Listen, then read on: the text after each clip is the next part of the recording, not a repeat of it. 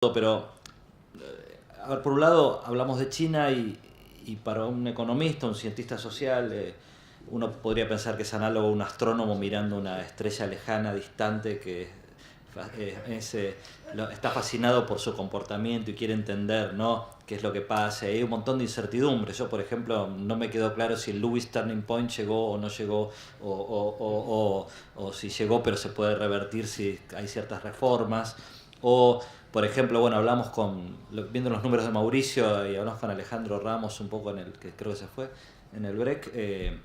Si China llega al normal pattern, ¿no?, de consumo per cápita, hay suficiente acero, carbón, hierro antes de que el mundo, ¿no?, quede horadado totalmente. Son como preguntas interesantes, ¿no? Si Malthus va a llegar antes que eso, o qué va a pasar con el proceso político, ¿no? Porque tal vez ahí estamos dando, por supuesto, la transición es smooth, pero bueno, el pasado nos enseña que la política a veces nos sorprende antes de desprevenidos, ¿no? Ahora, el problema es que esta no es una estrella distante para nosotros, sino que es el Sol, ¿no? Digamos, es o está viendo ser el nuevo Sol, ¿no? Está muy cerca. Entonces nos calienta, ¿no? O nos enfría, pasa a ser muy importante para nosotros. Y en ese sentido me parece que es interesante compararlo con las experiencias históricas previas. Ha habido dos soles previos en el mundo, ¿no?, en la economía global: Gran Bretaña y Estados Unidos. Y China tiene sus peculiaridades. Primero, de endowment de recursos, ¿no? O sea, es el primer sol intensivo que tiene una reserva de mano de obra aparentemente infinita. Los Estados Unidos también la tuvieron implícitamente por la inmigración, pero digamos, es un sol particular. Segundo, por la geografía, su lugar en el planeta, que es el sol más distante que tenemos de América Latina de los tres, en el sentido, ¿no?, por lo menos para el sur de América estamos muy lejos. Y tercero, por sus instituciones, y ahí viene un poco la pregunta, ¿no?, que yo intentaba hacer antes. Si vamos a exportar, como decía Daniel Heyman, tal vez los que fumen cigarrillos dentro de 100 años van a formar Marlboro con ¿no?, el gusto chino. ¿Qué va a pasar con el policy making global, ¿no? Es decir, China va a convertirse en una economía capitalista de mercado, va a adoptar reglas de decision making, no solo en la WTO, sino más en general, ¿no?, en todos los ámbitos de gobernanza internacional. Incluso va a adaptarse a las estrategias corporativas, ¿no?, las normas que rigen las finanzas corporativas a nivel global, etcétera. Bueno, esa es una pregunta muy interesante. ¿Cuánto del nuevo sol va a colorear a la economía global, o cuánto el sol va a ser coloreado y se va a adaptar al recipiente? Ahora, más específicamente para América Latina, nosotros nos enfrentamos creo que luego de muchos años se ha vuelto a plantear la idea de si tenemos en condiciones de superar nuestra trampa de ingreso medio, ¿no? Bueno, América Latina también es heterogéneo, algunos países están más cerca de un país desarrollado, están en ingresos medio alto, otros ingresos medio bajo. Estamos desde Haití hasta Uruguay, hay una amplia, ¿no?, gama de situaciones. Pero el punto es, en este sentido, ¿China nos ayuda o no? ¿No? Esto es, la emergencia de China, ¿cambia algo de esto? ¿Nos cambia nuestra perspectiva?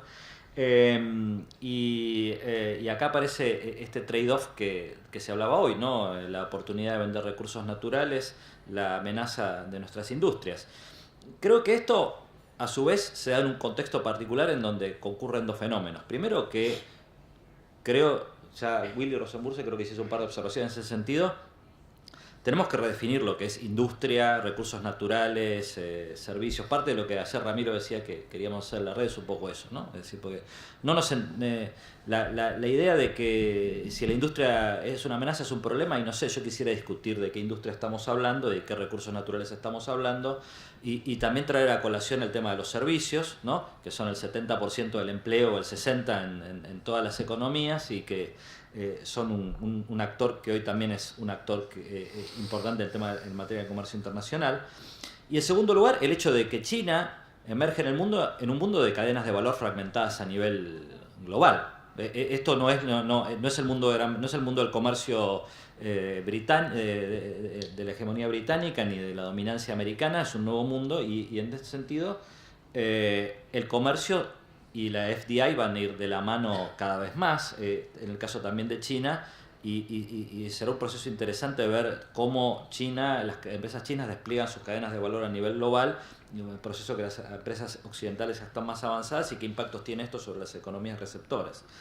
Ahora, entonces si yo me pregunto, China es una amenaza o una oportunidad, ¿y qué vamos a hacer con esto?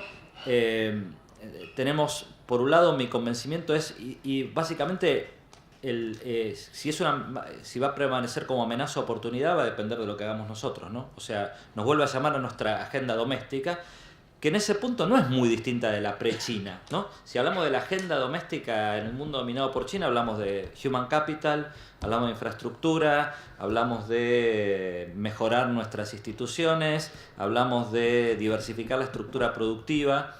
Y lo nuevo en todo caso vendría a ser que China aparentemente nos relaja de dos problemas que nos acosaron en las últimas décadas, que son la restricción fiscal y la restricción externa, ¿no? Porque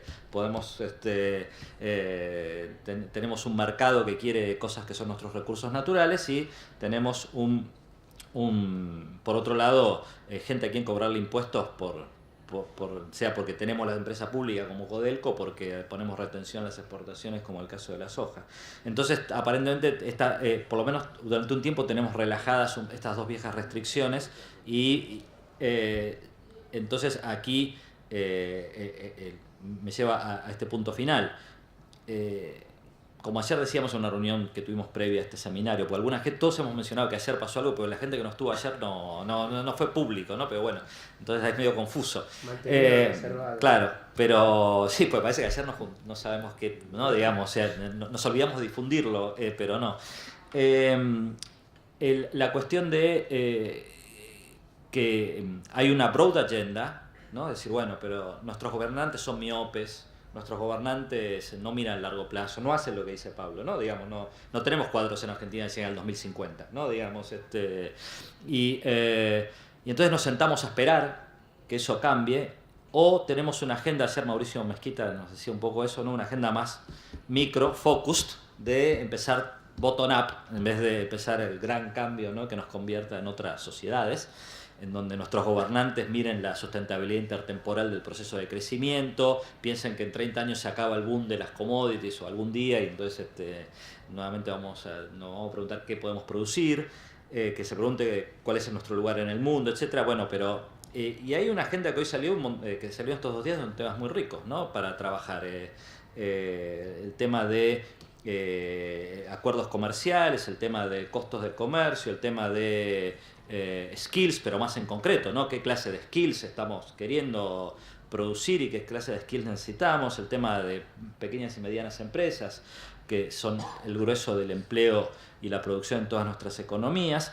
Y volver a pensar el rol de la cooperación sur-sur, ¿no? Que es un tema muy declamado, que sin embargo hoy estamos con economistas africanos y nos vuelven a remarcar que tenemos algunas cuestiones comunes que podemos enfrentar, o al menos pensar, o al menos discutir en conjunto. O sea que yo, si bien yo como economista que enseño desarrollo económico me tienta mucho más la broad agenda, ¿no? Digamos, y pensar tenemos una agenda de investigación y para informar al policy making que tiene un montón de ángulos en donde quizás podamos aliviar algunos factores que hoy se convierten en un obstáculo, una amenaza, y ayudar a aprovechar mejor algunas oportunidades existentes si miramos cuestiones específicas que tienen que ver con los desafíos que mencionaba antes que enfrenta nuestra región. Y aprovechando que, como todos hemos concluido, aparentemente el sol nos va a seguir calentando un rato más por the time being. Bueno, gracias. Le paso la palabra a Leonardo Villar.